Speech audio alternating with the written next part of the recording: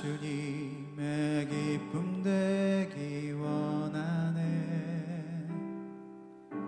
내 마음을 새롭게 하소서.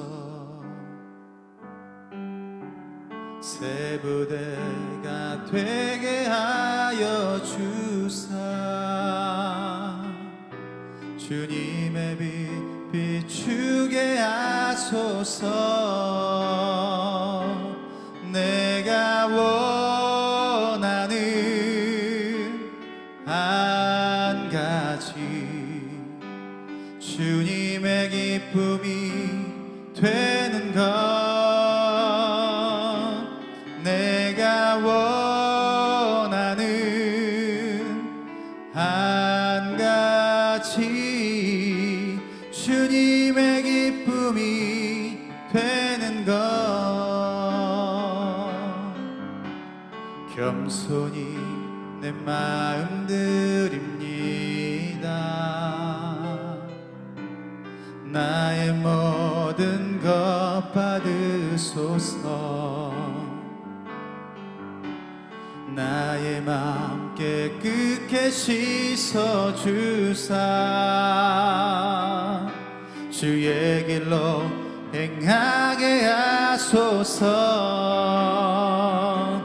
내가 원하는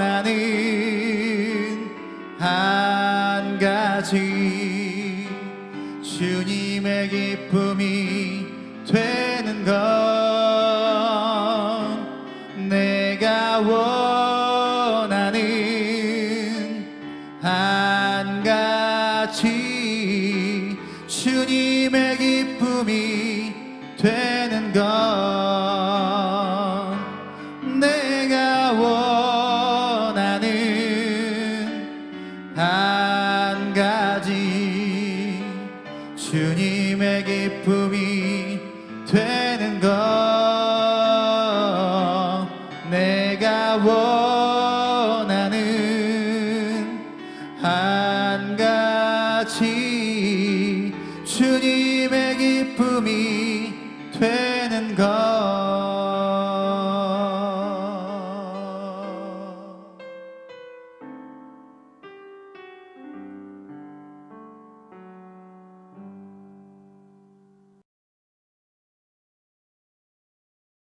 기도드리시겠습니다. 사랑하는 주님, 오늘도 이렇게 각자의 삶의 처소에서 예배드릴 수 있게 해주심에 감사드립니다. 여름이 가고 가을이 오고 있음을 느낍니다. 이런 좋은 날씨에 하나님께서 만드신 자연 만물이 얼마나 감사한지 잊지 않게 해주세요. 또 저희를 건강히 지켜주시고 하루빨리 저희가 다시 모여서 예배드릴 수 있게 해주세요. 하나님께서 저희와 함께 동행해 주시는 지난 한 주 동안에도 하나님께서 동행하시지 않는 것처럼 느껴지는 순간이 있었습니다. 각자의 불안하고 힘든 상황으로, 그리고 때로는 저희가 자신이 가진 죄성으로 하나님에게 불편한 마음이 생길 때가 있었고, 그것이 하나님과의 관계에 어려움이 되기도 했음을 고백합니다. 부디 저희가 저지른 죄를 용서해 주시고 저희가 하나님께로 나아갈 때 하나님께서 저희의 손 붙잡아 주세요. 상황이 어려워도 하나님과 멀어지지 않게 해주세요. 붙들고 있던 기도의 제목을 주님께 내려놓습니다. 저희의 상황과 결과를 하나님께 온전히 맡기게 해주시고 세상에서 선하게 사용하여 주세요. 오늘 한 주도 주님 안에서 생활하게 해주세요. 사랑이 많으신 예수님의 이름으로 기도드립니다. 아멘.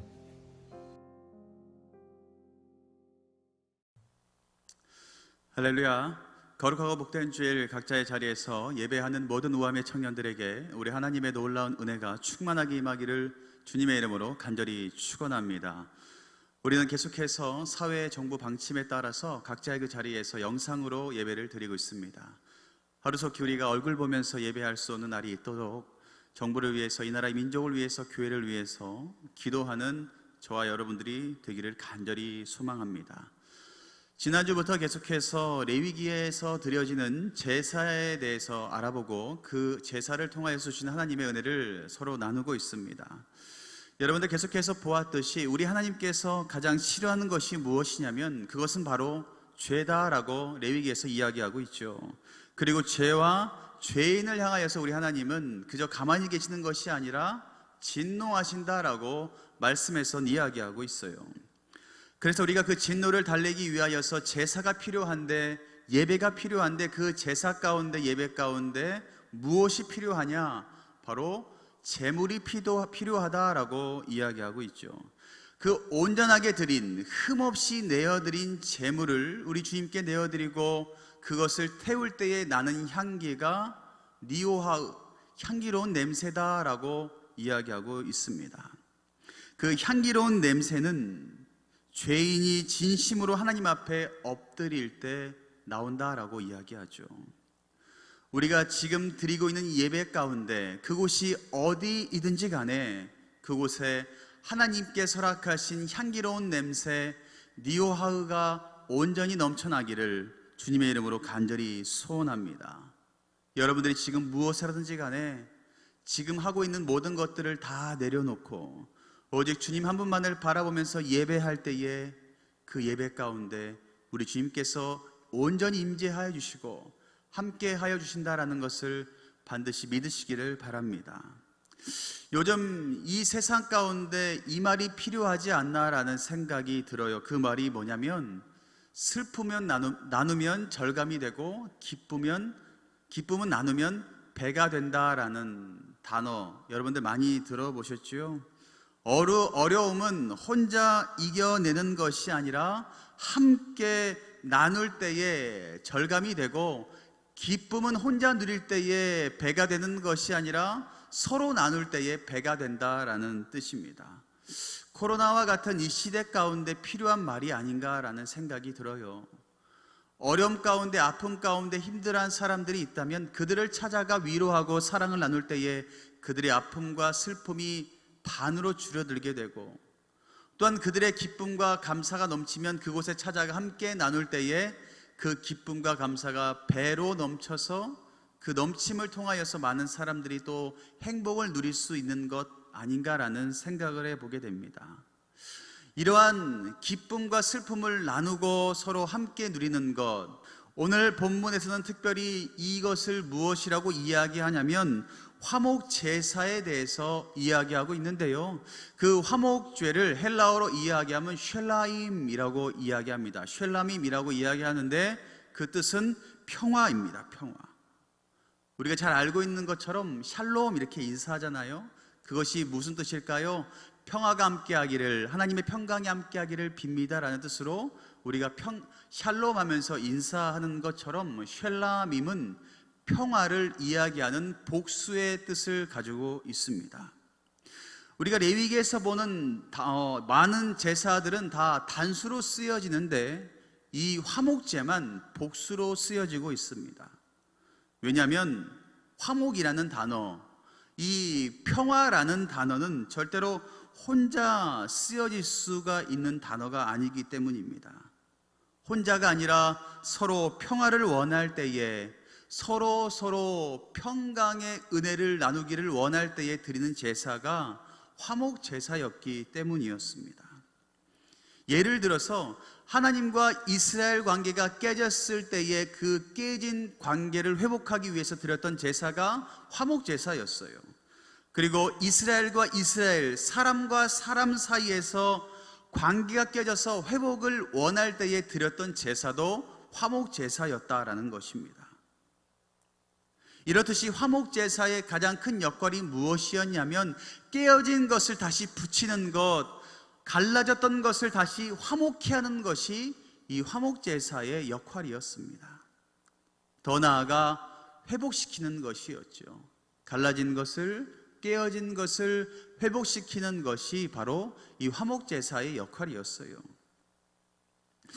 회복에 있어서 중요한 것이 있는데 그것이 무엇이냐면 죄의 문제와 관련이 있냐, 관련이 없냐에 따라서 이 제사는 반드시 드려야 되고 선택적으로 드려야 된다, 이렇게 두 부류로 나눌 수 있게 됩니다.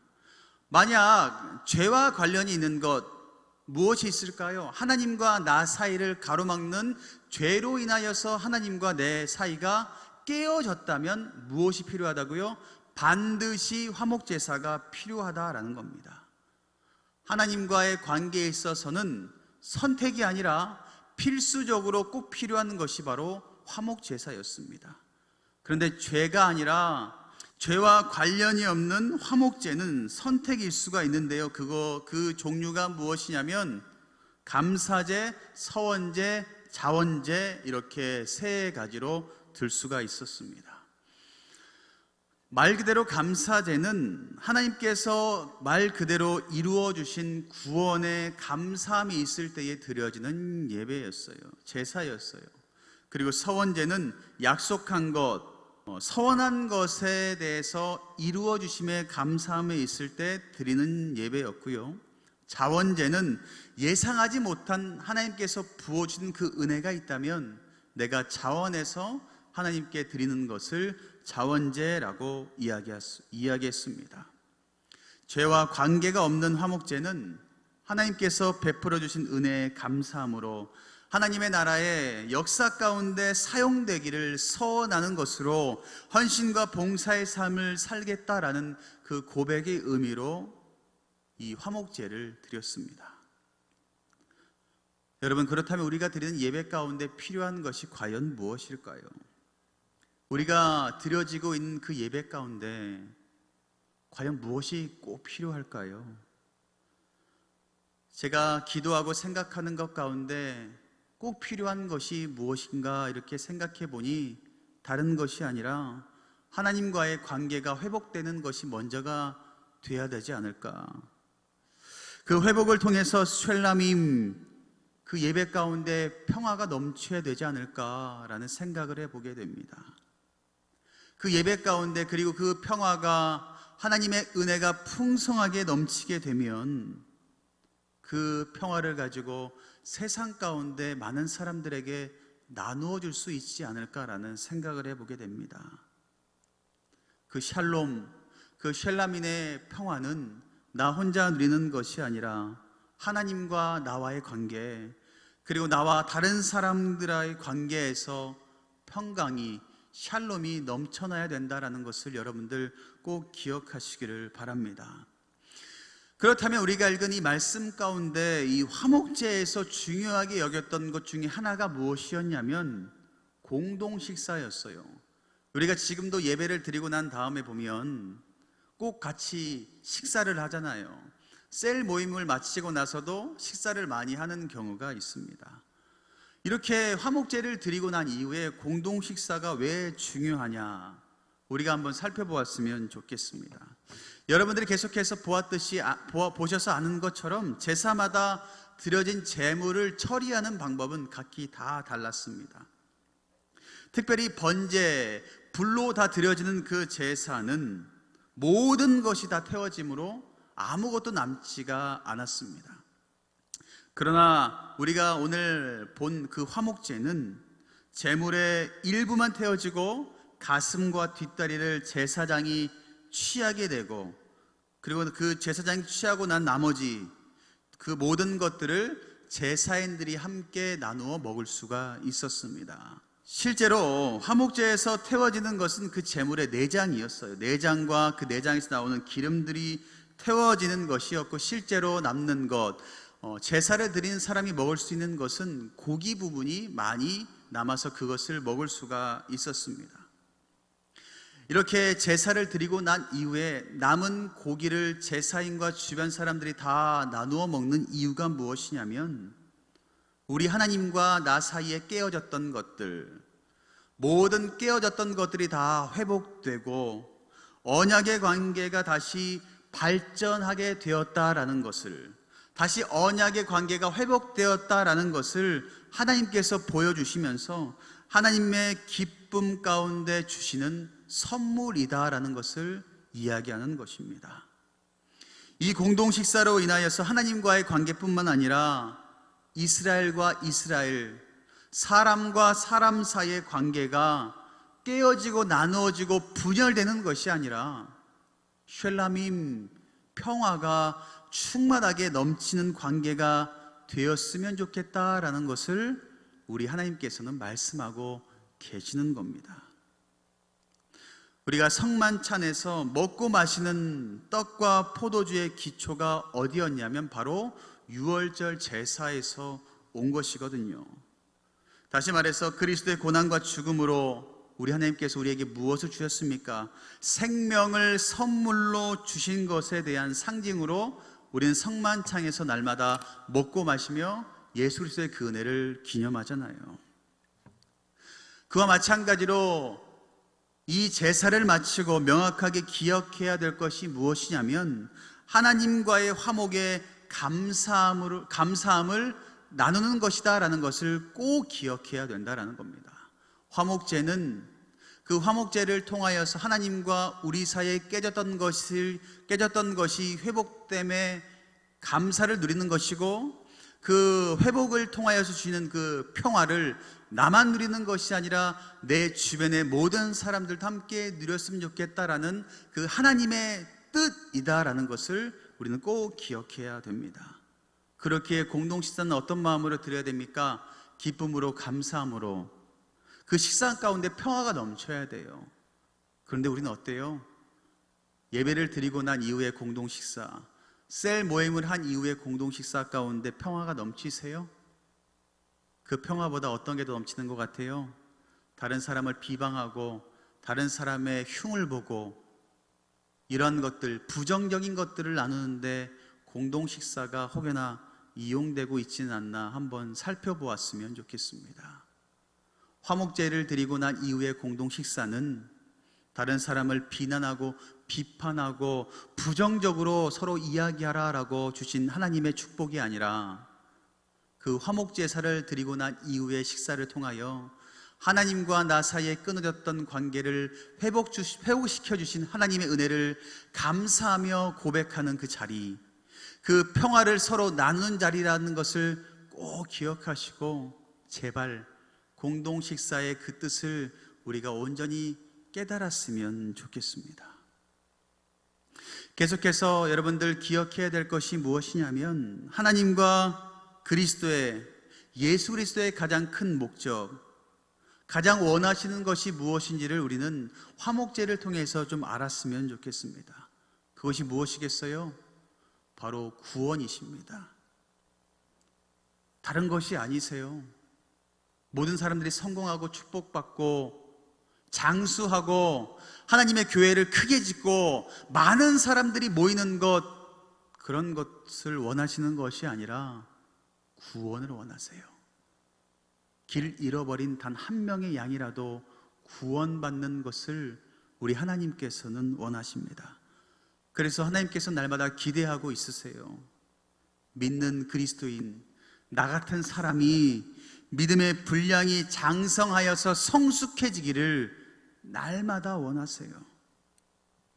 하나님과의 화목을 이루고 그 화목의 자리 가운데 많은 사람들을 초대해 나오는 것, 그리고 그 초대해 나오는 그 사람이 하나님의 사랑을 경험하여서 구원에 이르는 것, 그것을 우리 하나님께서는 원하신다라는 것입니다. 그렇기에 여호와를 전심으로 사랑한다고 하는 사람에게 나와야 하는 것이 무엇이냐면, 다른 것이 아니라 이웃을 자기 몸처럼 사랑하는 모습이 꼭 나와야 된다라는 거예요. 반드시 필연적으로 그리스도를 믿는 사람에게 나와야 될 모습이 무엇이냐면, 하나님을 사랑하듯 내 이웃을 사랑하는 모습이 꼭 나와야 된다라는 것입니다.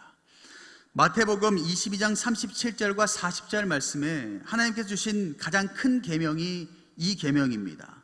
우리 함께 읽어볼까요? 예수께서 이르시되 내 마음을 다하고 목숨을 다하고 뜻을 다하여 주 너의 하나님을 사랑하라 하셨으니 이것이 크고 첫째 되는 계명이요 둘째도 그와 같으니 내 이웃을 내 자신과 같이 사랑하라 하셨으니 이 두 계명이 온 율법과 선지자의 강령이니라 라고 우리 주님께서는 말씀하고 있습니다.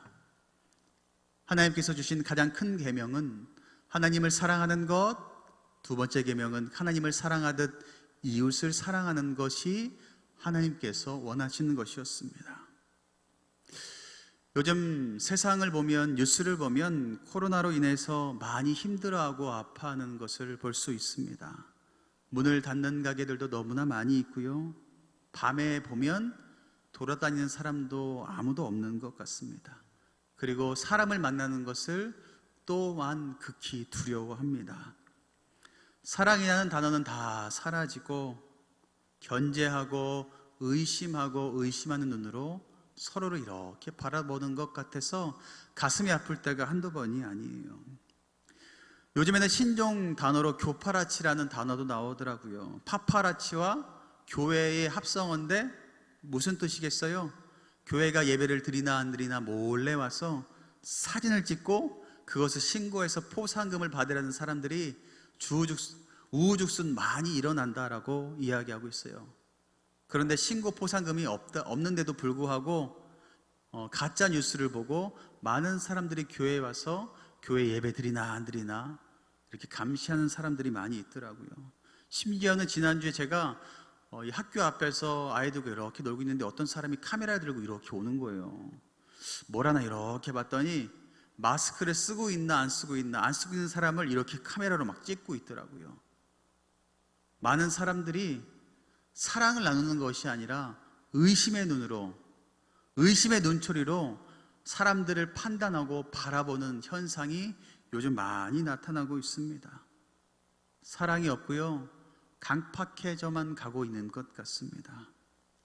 이렇게 서로 불신하고 관계가 깨어지고 강팍해져 가고 믿지 않을 때 필요한 것이 무엇이겠습니까? 바로 화목제가 아닐까라는 생각을 해보게 됩니다. 그 화목 정신은 바로 하나님과 우리 사이의 샬롬, 하나님과 우리 사이에 깨어졌던, 죄로 인해서 깨어졌던 것들이 다시 회복되고 하나님과 우리 사이에 평화가 먼저 넘쳐나야 됩니다.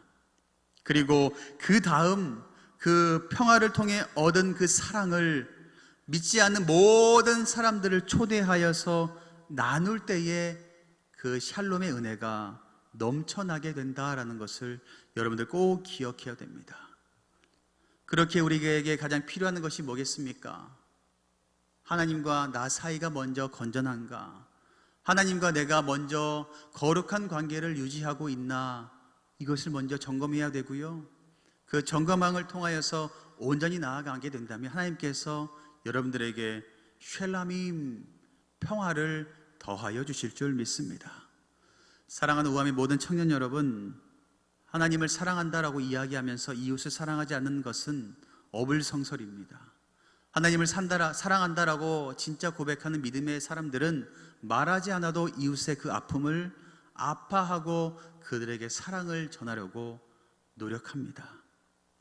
피해를 주는 것이 아니라 하나님에 대한 사랑을 나누는 것이 바로 하나님께서 주신 명령대로 사는 사람들의 모습인 줄 믿습니다. 여러분들, 예수님께서 최후의 만찬에서 행동하신 것을 마음 가운데 오늘 새겨보았으면 좋겠습니다. 아무도 하려고 하지 않는 그 더러운 발을 씻기기 위하여서 예수 그리스도께서는 몸소 수건을 허리에 차시고 무릎을 꿇으셨어요.